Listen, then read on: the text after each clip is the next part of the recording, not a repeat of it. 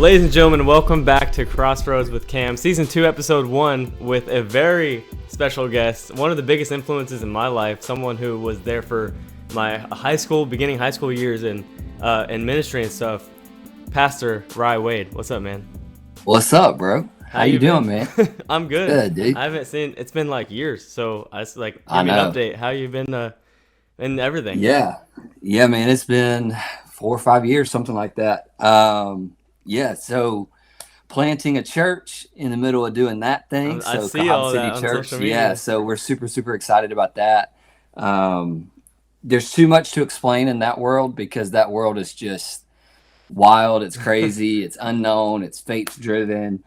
And so too much to kind of explain as to what we're really doing now, because we just became like an official church like 2 weeks ago. So now we're really getting into it. But got 2 incredible boys now. So I didn't have any kids when I knew you or when I was your youth pastor and stuff. So got Aiden Lyon, the one and only.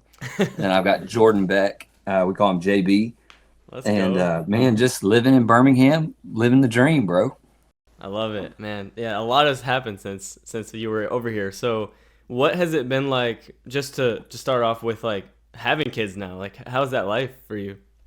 Dude, it's the best. It's literally the best. There's so many moments, I think, as a parent that you just sit back and you think about how like faithful God is. There's so many moments that you sit back and you just kind of think to yourself, like, I can't believe I get to be the parent to Aiden, or I can't believe I get to be the parent to Jordan. And I'm sure every parent feels that way, but it really is. All the things that your parents tell you growing up, like, are so true. It's the hardest thing you'll ever do. It's the greatest thing you'll ever do. There's so many more blessings for you than even for them, even though you're providing everything for them, right? Like giving them all that they need in life. All the blessing really comes from just getting to be their parents, getting the blessing of being able to just love on them and, lead them. And there's a lot of stress to it, right? Like, we want our kids to grow up and be followers of Jesus and all those things, but to do that in the right way, I think there's a lot of pressure behind that too, though. Yeah, it's definitely a different world once you have kids. Now you have a whole different way of looking at things, really. So that's awesome. I want to actually go back a little bit to when you started ministry. Like, what was it that got you originally for us in the youth ministry? I don't know if you were doing something before that, because that's the first time I met you, but what got you into that journey? Yeah, man, it's a long, crazy, very fast story, though. For me, I got to kind of take you all the way back to 14-year-old Ryan. So 14-year-old Ryan, so that was 16, 17 years ago, which sounds crazy. But 14-year-old Ryan was kind of this kid that didn't really know who he wanted to be, didn't really know what he wanted to do. The only thing that I knew in that season was that I hated God. And I know that sounds crazy to say that bold, but my grandfather, who was a Southern Baptist preacher, who was my role model, he was all these things, ended up passing away with cancer. And I went down this road where I just began to ask the question, God, like, if you'll let murderers live, like, if you'll let people that do all these awful things live, but you'll take away somebody that's making a difference, right? Yep. Like, you'll take away somebody that's doing something good in the world, then I want nothing to do with you. And so I began literally reading the Bible saying, everything that you don't want me to do, I'm going to do. So you don't want me to hate people, so I'm going to hate people, right? Like, you don't want me to gossip, so I'm going to gossip. You don't want me to judge, so I'm going to judge. And I was like doing all these things, and my whole personality changed. Like, I was this crazy, fun, wild, just doing, I'm a middle kid. So I was like, I'm going to go buck wild. I'm going to do whatever I want. And my brother, in the midst of that, he took it the other direction. So my grandfather passed away. He ended up getting involved in church. Oh, wow. Getting saved, all those things. And he invited me probably 100 times to church. And I kept telling him, I'm not coming. And then, bro, my brother was bigger than me at this point. And he said, Okay, Ryan, like I'm going to punch you in the face if you don't get up and come to church. And, that's terrible evangelism, terrible reaching people. But he said that, and I was like, okay, you're bigger than me. I'm going to get up. And I'm gonna Dang, it come to church. worked. Yeah, and it worked. And so I always like to tell people that story because it got me in the building. Mm-hmm. And I showed up, and it was this church called Oak Grove in my hometown. And man, it was like 50 people. I mean, you're talking like little church, like green carpet pews, like all that. It was nothing flashy, nothing cool. But man, I walked in that room and people loved me and cared about me. And they didn't know me. Mm-hmm. You know what I mean? Like they had no concept of who I was. They had no concept of like where I had come from or that I hated God or any of these things. And so when I tell you ministry for me started there, is I walked into that room saying, I don't know what I'm supposed to do. And I don't know really who I am yet. But I do know that I want to be a part of whatever this is. Wow. Yeah. And so fast forward to the next year, there's a whole church situation happens, but I end up starting a Bible study with a couple friends as a 14-year-old who didn't know Jesus, which is kind of weird. But I was more so just interested in the community and the Bible. The Bible is, if you just read it, which you shouldn't, but if you just read it as a history book, it's a wild history book. Yeah. Right? Like there's people's heads getting cut off. Like there's all this crazy stuff. A lot of stuff happens. Yeah. Yeah. So I was like, yo, this is crazy. Let's talk about it. Well, bro, this Bible study grew to like 30, 40 people. Wow. So, I mean, there was a lot of nights I was standing up talking about the Bible. And keep in mind, I have not made a decision or gotten saved or whatever you want to call it at this point. Yeah. Wow. And so I'm standing up in front of all these people preaching, teaching, talking, whatever you want to call it. And there was one night we let our friend Tyler speak, and I was sitting on the back row. And man, he made this statement that basically, I think most of us have probably heard in church, but he made this statement that just said, if you were to die tonight, where would you go? And I've heard that statement 1,000 times, but I've heard it, and it usually follows with, if you're sinning, you're going to hell. It usually is one of those things. But he spun it differently. He spun it as, there's a life that God has created you to live. And so I want you to know the answer to that question tonight so that you can begin to live that life. Wow.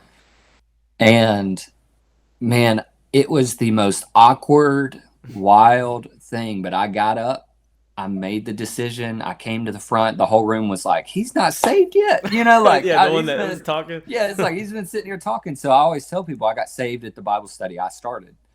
Man. And yeah, which is just a wild, wild moment for a lot of people. But I knew from that moment, from standing in that very awkward, very weird, no flash, no nothing. Yeah. Like that Bible study grew because people wanted Jesus. Mm-hmm. Like it grew because there was a group of people that just said, we just want more of him. So we don't care about the lights. We don't care about the stages. We don't care about any of that stuff. Right. And it just continued to get bigger. And some stuff happened with that church why I ended up moving to a different church called Ridgecrest in my now wife's hometown, Trussville, and walked in the front doors, and the youth pastor connected with me. And I was like, okay, sweet. I'm here. The way he got me in was they were going on like a winter retreat, and I was like, I'm down to go on a trip. Yeah. And man, that started the trajectory of really figuring out who I was.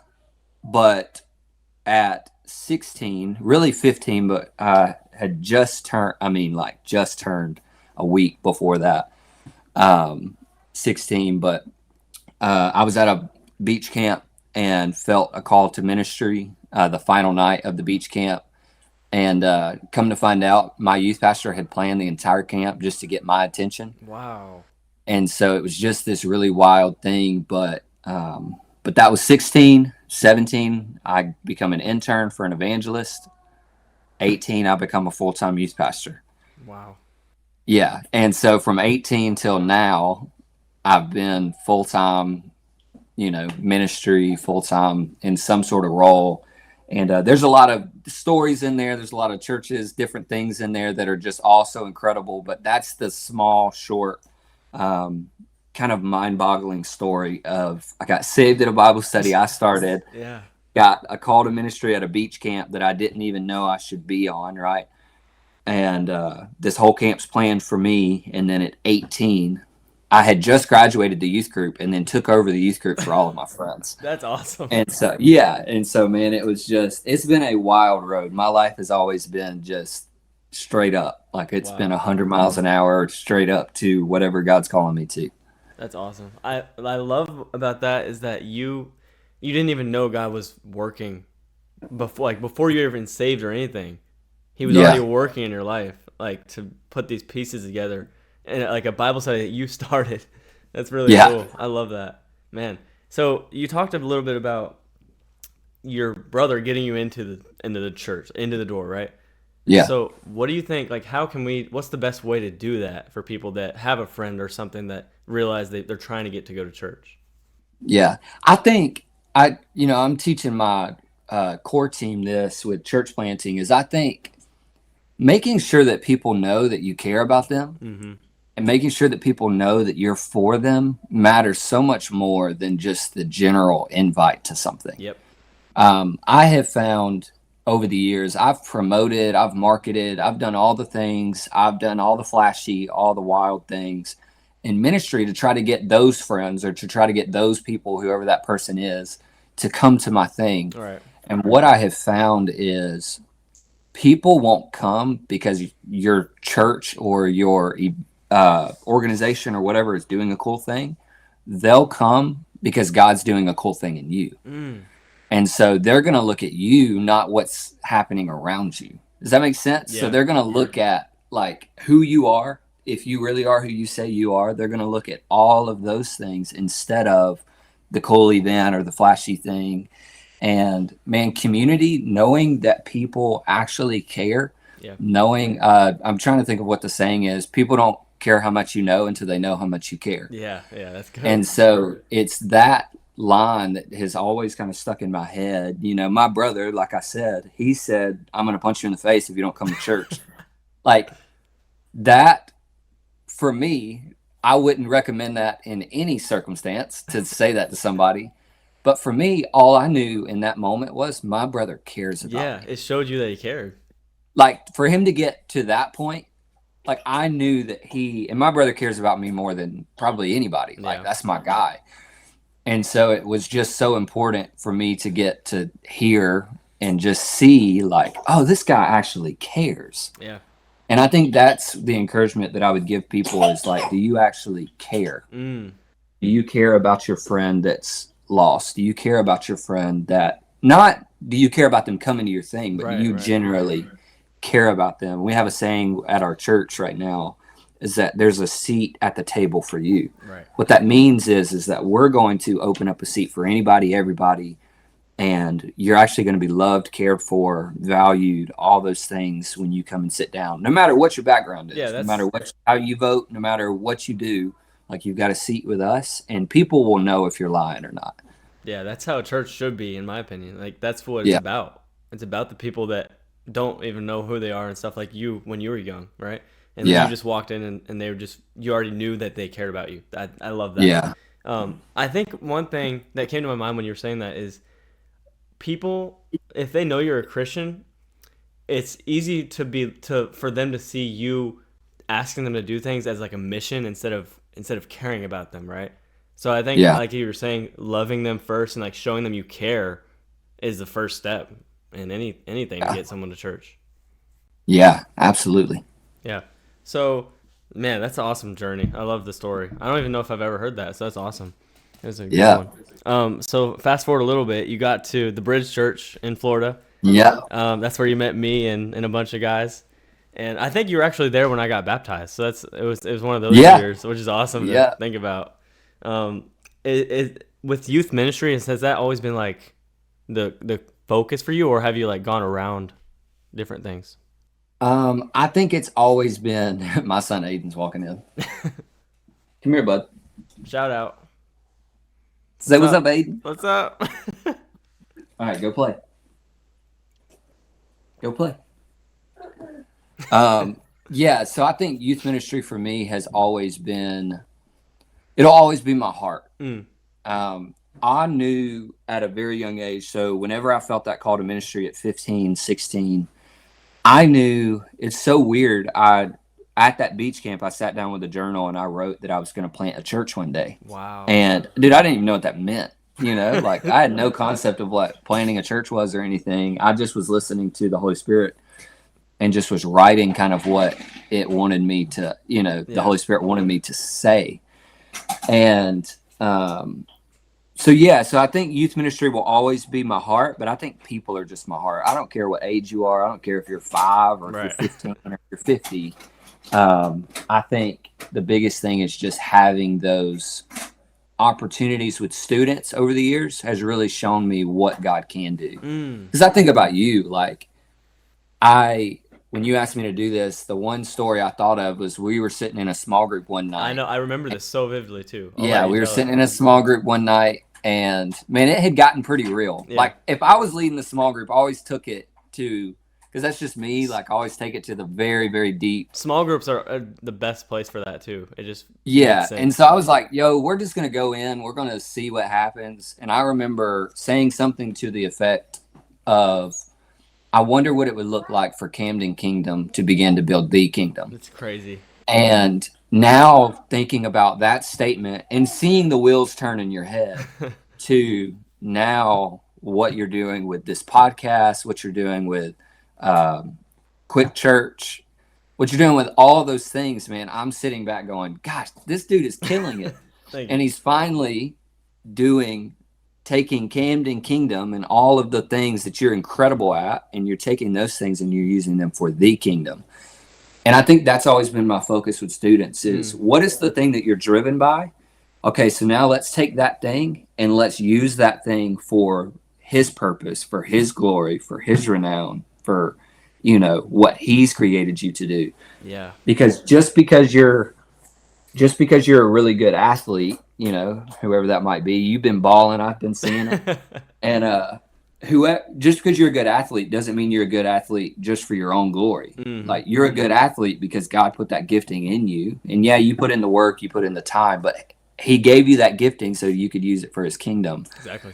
And so that's what makes youth ministry fun. That's what has always made it so crazy to me is as a youth pastor for 12 years, I always thought about 25-year-old Camden instead of 15-year-old Camden that I was dealing with. Yeah, you were saying like the potential a little bit. Yeah.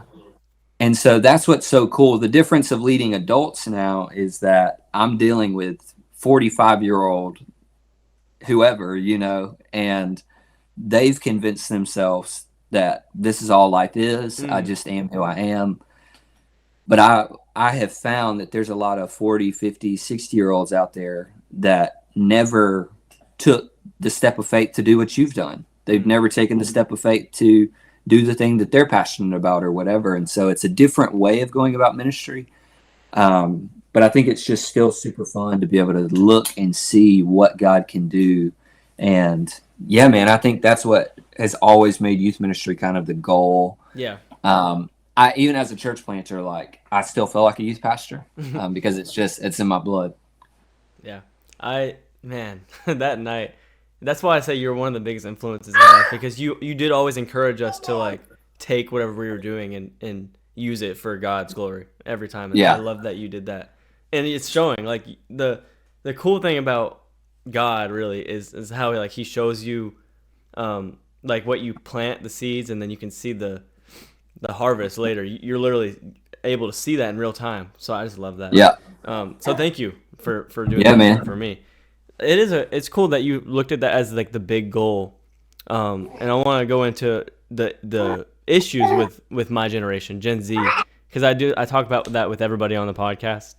And you being a youth pastor, what did you see as one of the biggest issues with my generation, and how did you go about like helping us with that? I mean, I think there's a couple ways to look at it. I think there are people in the world that look at Gen Z, they look at even, younger, and they are just looking at all the problems because there are a lot of problems. there's a lot of just confusion. There's a lot of all over the place stuff. There's a lot of just, I don't know who I am. I mean, there's so many things that are out there. I think for me, what I decided to do a long time ago was I'm going to focus on what are the things that are inside of these kids? What are the things that are inside of these students that they just need to get honed in on, or they need to know how to process? Because Gen Z, and I'm sure every generation could probably say this, but Gen Z longs for community more than almost anything. So they just want you to be real. They just want you to care. They just want to know. They actually, Gen Z, there's so many statistics out there that show that they could care less about the flashy. Yeah. Like they could care less about the lights and the cameras and the action and all that stuff. And so the question really for me as a leader and any other leader that might be out there listening to this is, what am I doing as a leader to provide the space for Gen Z to connect? Wow. And so instead of just saying, okay, well, you know, there's an identity issue, so let's just preach identity down everybody's throat, you know, or there's all these hot topics, right, that we won't get into, but there's all these hot topics, all these political things, all this stuff. Instead of just focusing so hard on, I'm going to combat this, what if you took it another way? And this is the way I feel called to take it, is you were to open up the dining table that's already sitting in your room or in your house, and you were to pull out a seat and you were to invite Gen Z, or you were to invite that student or those people over and begin conversations. Because I think that's what Gen Z needs. Gen Z does not need more statements. They need more conversations. That's good. That's and true. So it's huge to think about this in church. There are plenty of statements. Yeah. There's thousands, millions, bazillions of statements out there in the world. I think we need to be having more conversations. Wow. And the statements will come out in the conversations. There are biblical truths that will always be biblical truths. They will always stay the same. Right. We don't bend on those things, right? Like all that stuff is what it is. But this is what I found about Jesus. And this will be something, if you've never heard this, I think that will kind of frame your mind a little bit. Is the way Jesus did ministry a lot of times is he did it surrounding tables. Yeah. So he would get what was really a group of misfits at a table. And the way I like to say it is he would use his grace to get them to the table. So the grace was the thing that bought them the seat at the table. But truth was the conversation at the table. Okay. So when you think about grace and truth, grace was the thing that got them there, that got them a seat, that got them at the table, that got them sitting next to Jesus. But at that table, there was truth being communicated. Wow. Man. So he didn't just sit down and say, I love you so much, you know, everything you're doing is perfect. No, like they would sit down at the table and there would still be grace present, but there was truth also. Yeah. And there was truthful conversations and there was truthful things being said. And a lot of times what's crazy is Jesus, the person he was saying the most truth to, was already the person that believed. They were just being stubborn about what they believed. Man. Or they were being hateful about what they believed. And so I think it's important for us to know, like, we've got to be well balanced at the table. We've got to have grace and truth. But God really cares about the table for this generation. He cares a lot about making sure that we're having conversations. We're not just making a bunch of statements. That's wisdom right there. That's really good. Yeah. That's a good way to look at it. What brought to my mind with the grace and the truth thing is like how Jesus God doesn't call you to be clean before you take the shower, right? Like there's a way people say that. It's like you have to, once you know Jesus is when you get clean. It's not the opposite. Yeah. It's not the reverse. So I love that, man. Social media in general, like, it is a big issue, but I think there's a deeper issue behind it, is that we want that community like you're talking about. It's like people want it so bad that they do all these things to get it, and that's where like the root problem is, in my opinion. Yeah. I agree. I think social media has created a world where people can think that they're connecting, Mm-hmm. but they're not. They're actually becoming more distant because they're getting trapped in this world of screens and likes and, posting fake reality and, Yeah. and all this stuff. And so I've lived in that, man. Like, I'm in the young preacher, all that world. And so I can get sucked into, even as a dad, as a pastor or whatever, I can get sucked into the mold of, okay, well, I need to be posting more of my sermon clips, Mm-hmm. or I need to be posting more of this or more content or more whatever. But for me, the conviction is I want to make sure that my real life matches my social media life. And there's been a lot of seasons that it's like I could post something super cool and creative or a sermon clip or whatever the thing might be, but it really wasn't a natural thing in my actual life. Not to say that I was fake or whatever, No, I but it see what you just mean. didn't really matter in that way. Oh yeah, I've actually been working on the same thing. Like with my quick church stuff, it's the realism is the hardest part about social media. It's like showing people the real you and what's actually happening, because it's easy to like show your best moments and everything's perfect, but that's the challenge there. All right, so you talked about the Bible a little bit. I asked this question to everybody too. What's your favorite Bible verse, either right now or ever, that's really like impacted you in a certain way? Favorite. Yep. Favorite. Be tough. I think it would have to be Romans 5:8. But God demonstrates his own love towards us, that while we were still yet sinners, he died for us. I think that while we were still yet sinners, I think that just has encapsulated my entire life for such a long time, that while I was still rejecting him, while I was still choosing something other than him, he died for me. And I just don't think that there is a better phrase, that there is a better just generalized thought behind what he did for us. That just a couple verses before that, it says that at the right time. So 5:6 says at the right time. And I think, man, God's timing has just been so perfect, over me, over my life, over my kids' life, over my wife's life. And man, it's just been so cool to see Romans 5:8, really that whole section of the Bible, be lived out in my life over and over again. So I would have to say, as hard as it is to choose, I'd say that's probably my favorite. That one really, it sums up the Bible in general too. Like the main message of it is while we were still sinners, God's grace came. And I think even back to when you said you first started by saying that you were going to hate God and go do like the opposite of what he wanted. And you like, he still gave that grace and died for you. And now look at you. I think it's a testimony in itself, because a lot of people might think that they've done too many bad things for God, So what would you say to that person that feels like they're too far gone? I think it's funny because I've been there, and I've been in the state of I've done too many things wrong. I've done too many bad things. I've sinned too much. And the answer to that question is yes, you have.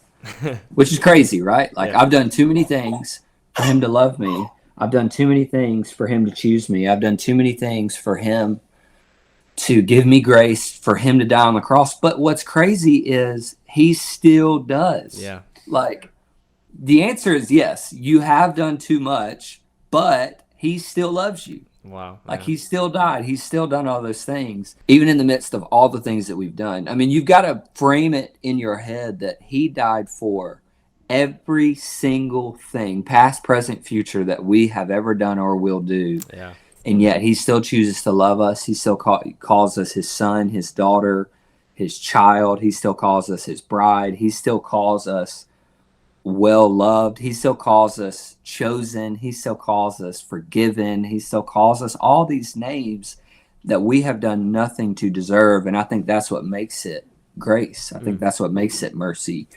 If we could do anything in our own power to deserve it, I mean, it wouldn't be grace. If we could do anything in our own power to get it, it wouldn't be mercy.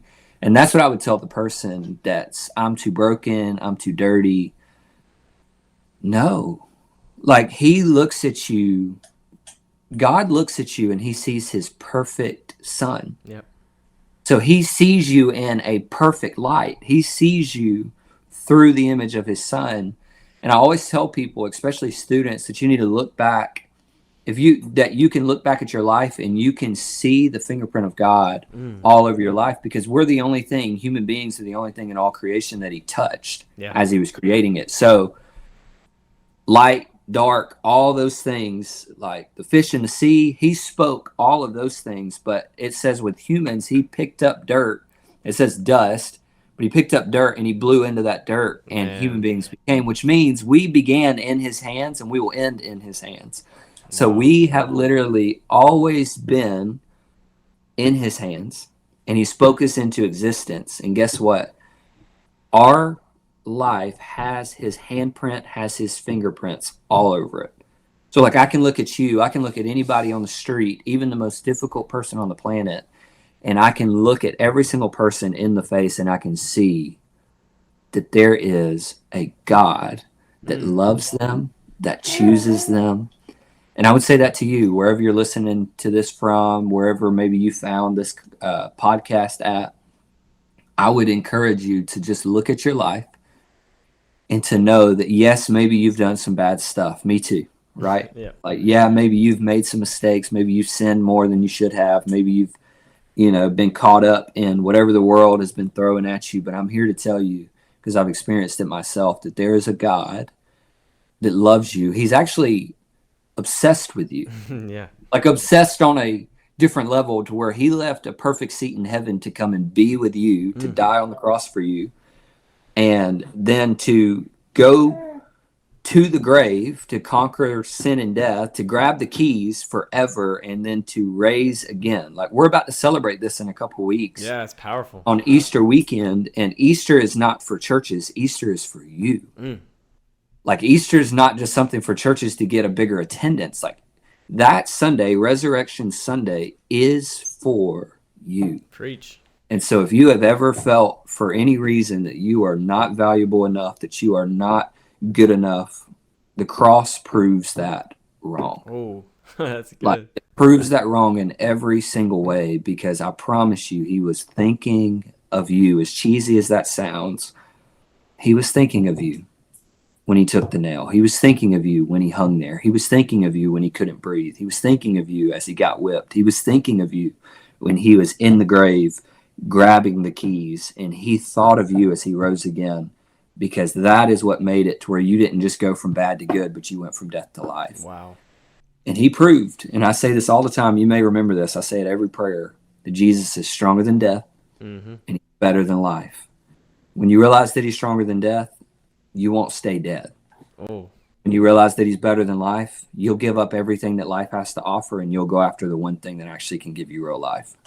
Wow. Yeah, I do remember you talking about that every time. It stuck in my head too. That's powerful. That shows you how powerful God's love is. Because no matter what we do, he's already overcome that. It's amazing. Yeah. And I think the world would be such a different place if we all looked at people for, like you were talking about, the fingerprint that God has on their life. If we looked at people like that, and not for all the things they've done or doing or whatever, if we looked at them for what God put in them, like what you said, you bring out people's potential. Like that's what your focus was with youth ministry, was to see. If we all looked at people like that, it would be a different world. Yeah, I agree. Yeah. So what has been your biggest struggle with your faith? I think biggest struggle, I think there's a lot. I think more people need to admit that, like, man, we just have questions. Yeah. And I would say that's probably been my biggest struggle, is just, you go through life and bad things happen or hard things happen. My wife and I, we experienced loss of kids and different things. And it's been in those seasons where I've had to really figure out what I believe. I've had to really decide for myself, like, is what I believe enough to carry me through this? Because it's really hard when you lose something you love. So, like, not to get too deep, but like, we lost 2 children. So, like, we had our son Aiden, we lost 2 in between, and then we had our son Jordan. And it's really, really tough when you go through a hard season like that to not question. I actually think it's better to question in that season, than it is to not question, because God, I think, welcomes our question on a deep level. Mm-hmm. I don't think God is afraid of us. If he was, he wouldn't be God. Right. Like, I don't think he's afraid of our questions. I don't think he's afraid of our wonderings. I think he welcomes our questions so that he can give answers as life progresses, as things happen, right? And so I look a couple years later after those losses, after those things, and now I have what I feel like are more answers to the difficult questions I was asking. But I can tell you 100% in that struggle, in the struggle of asking questions and doing those things, and I still have questions. I still have hundreds, if not thousands, of questions in my head about the things I believe, about the things that I do. But the one thing that I'm not questioning is who I believe in. The one thing I'm not questioning is, do I trust him? Yeah. And because he has shown himself faithful. The Bible says this all the time. He has shown himself faithful time and time and time again. And so for me, man, I get to sit back and I get to look at my sons knowing that, and I say all my sons because they were 4 boys. So there were 4 boys, 2 in heaven, 2 here. I get to look at all my sons and go, some are sitting at the feet of Jesus, and some are sitting here waiting to sit at the feet of Jesus. Yeah. And so for me, man, I can trust that. I can rest in that. I can have a smile on my face. I can have joy. I can have peace. I can have all those things. And I know that in those difficult seasons that he was the one that gave me all that. It wasn't me. Mm-hmm. It wasn't my wife. It wasn't my job. It wasn't a paycheck. Like, the only thing that got me through those seasons was his faithfulness. And that was the answer to the question, God, are you still good? Like, God, do you still care? And that's been my biggest struggle in my faith, is just when bad things happen, when hard things happen, all the questions start, right? All the questions come up. And I'm thankful that God has still held me here, because I'm 100% sure that if he was not holding me, I would not be here. Wow. Yeah, that's real. That's real. Yeah. Everyone has some kind of struggle in their life where they end up, doubting or questioning, like you're talking about. And it's not always a bad thing, like you're saying. But it's real. I'm glad that you said that and you're being vulnerable. Like, thank you for actually being real and not being like the perfect pastor. Because some people will look at church and pastors and be like, okay, well, they're just talking. But seeing like a real life example like that can inspire so many people's faith, just to keep believing in the God, not any circumstance, but the eternal God that already has the plans for us. It's so powerful. I love it. Thank you so much for that. All right. So last thing I'll ask you before we get done is, what do you think is next? Because I it's complicated with the planting church stuff, but what do you think is next for this next chapter of your life with that, and how did that start? Yeah, I mean, next, I think, is a complicated term. Yeah. Because I think I've had this question a lot, and so this has been a really, really big question in my life. It's like, what do you think's coming? What do you think's happening? Same. All of those things. That's why I asked, because I have the same thing. Yeah, man, I think that's the story of the world right now. Is like, what's next? What's next? What's next? Yep. And part of that is because the world is in transition. I mean, we're about to have a new president. There's, you know what I mean? Like, all of these things are changing. There's so much stuff that's happening. And the thing that I keep telling people is, what's next is in the future. What's now is what I'm focused on. Geez, that's good. And so what right now I need to do, what right now I need to be, is I need to be the best husband I can be in my life. Like, my wife needs me to be the best possible husband, the best possible guy, best possible whatever you want to call it that I can possibly be in my life. I need to be the best possible father that I can be. Yeah. Like, my boys are looking at everything I do, and I can already see them picking up some of my stuff I don't want them to pick up, right? So, like, I can already see them picking up some of my attitude or some of my things. And so it's like, I need to be the best possible father that I can be. And after those things, then I need to be the best possible pastor I can be. Because if I'm not a good husband and I'm not a good father, but I'm a really good pastor, then I've still failed. Yep. You know what I mean? Like I've still not become who God has called me to be, because he has called me to them before he's ever called me to them. Mm-hmm.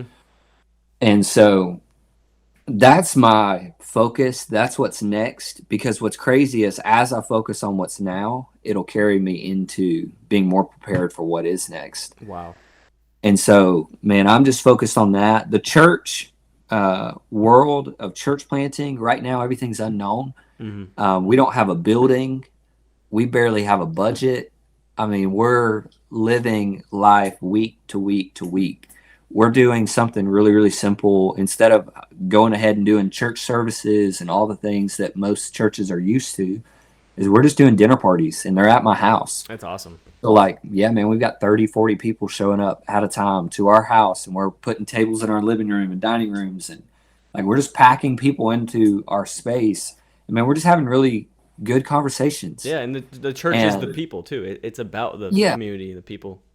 Yeah, and so I think that will develop into what's next. Mm-hmm. The church services and the gatherings and the worship and, you know, all the things that we're used to, it will develop into that. But what it is right now is preparing what it will be in the next season or the next thing. And so I would encourage you, man, if you're getting that question as well, don't focus so much on what's next. Yeah. Focus on what's now that's going to carry you into the next. That's good. I struggle with that a lot. I actually heard someone say yesterday, while we're making the plans for tomorrow, we're missing today. We're missing what's going on right now, and it's really all we have is right now. We don't know the future. We don't know what's coming. So it is something I always do struggle with. Is like, I don't know what's next. you know? And I think a lot of people are in the same boat as me, especially at my age. I'm 20, so it's like I'm at that spot where I have to make decisions on what I'm gonna do, and it's like I just gotta sit back and realize like God's working right now, and what I'm doing right now, and that's all that really matters. Yeah, so good. Yeah. All right, man. Thank you so much for doing this. I learned a lot from you, honestly. Yeah, absolutely, bro. I appreciate it, and I wanted to make sure that I told you. So proud of you, man. Thank you. Like you're absolutely crushing it. And man, stay passionate about this stuff, no matter where life takes you. Yeah. Man, stay passionate about videos, stay passionate about podcasts, stay passionate about Quick Church, all the things that you're doing. And if you don't see the payoff right now, trust me, you're going to see the payoff in the future. Because a lot of times this stuff takes a really long time for you to see the fruit. But man, I promise there is fruit growing. There are seeds being planted. There are things happening that you don't see right now.